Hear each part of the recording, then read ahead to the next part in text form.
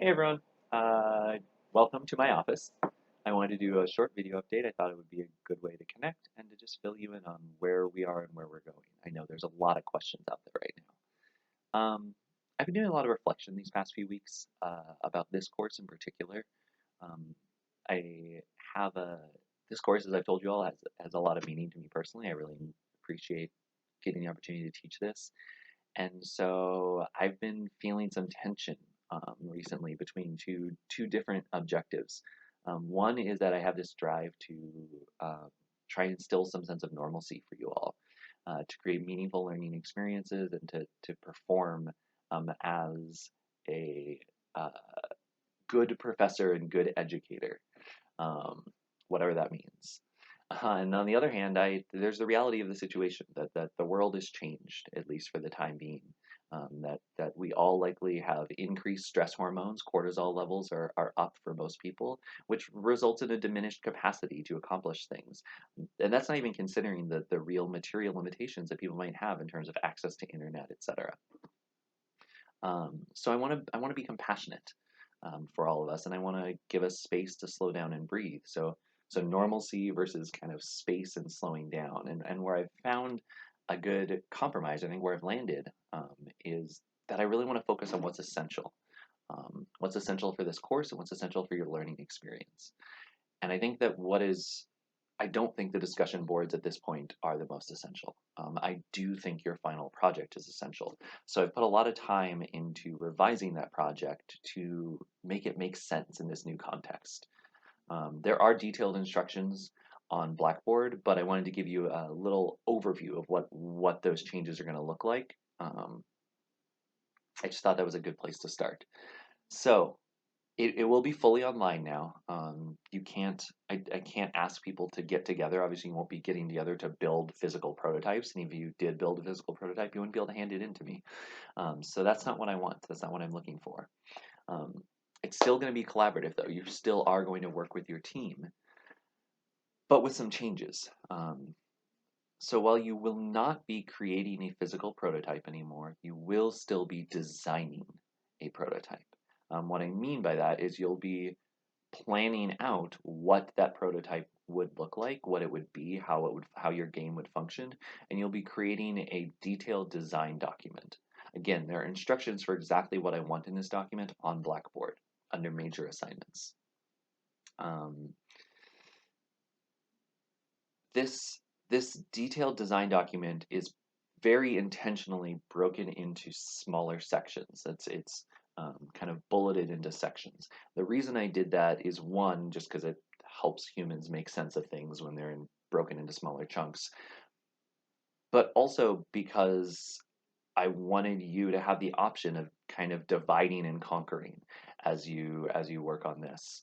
I realize without you being able to get together physically, it's harder for you to do as much um, collaboration on each individual piece. So instead, it probably makes sense for many of your teams to connect, reestablish, make sure you're on the same page about some bigger picture things, and then divide up the work amongst you, whether that means individually people take sections or in smaller groups of two people take sections.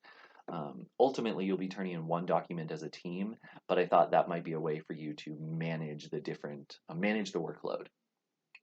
I do realize that you have different team sizes, and so I'm not. While there aren't explicitly different instructions based on your team size, know that I am aware of this and I'm going to be compassionate about that reality. Um, I don't expect the same level of detail from a team of two as a team of six, I think is our largest group. So that's the big project. So you'll be designing a prototype. You just won't actually be building it. That'll still get at the major learning goals for this project. Um, the the one other assignment you'll see, there'll be a final learning reflection. That's something I always do. Um, you'll get more details with that later. It's something we usually talk about on the last day of class. It's a pretty small assignment, so don't stress about it at all. Yeah, so that's my update. I'm really excited about this final project. I'm sad that we're not going to be together, but I'm really excited to see what you come up with. just from looking at the proposals. I'm really, really excited to see what you do. And that actually brings me to one other note.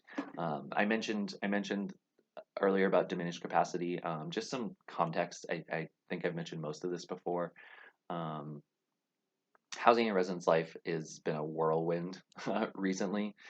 Things have slowed down, but the last few weeks, my attention has really been there in a lot of ways, trying to just help residents get situated and moved home or moved into Lincoln or whatever it is.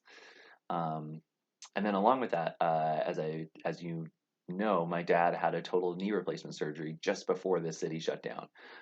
So he had some complications. He's doing okay, but he is doing inpatient rehabilitation here in Boise, which is a little more complex, which has left me doing more support work for my mom, more direct support of my mom, and it's kept me busier than I anticipated. The result is that my response to email is slower than usual and my grading is slower than usual.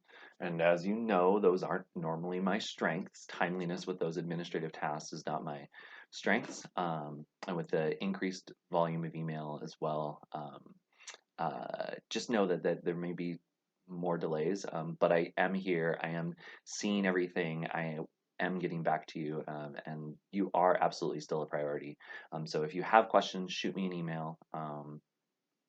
And yeah, so that's where I am. I look forward to seeing your project and hearing from you all, and I hope you have a wonderful day. Bye.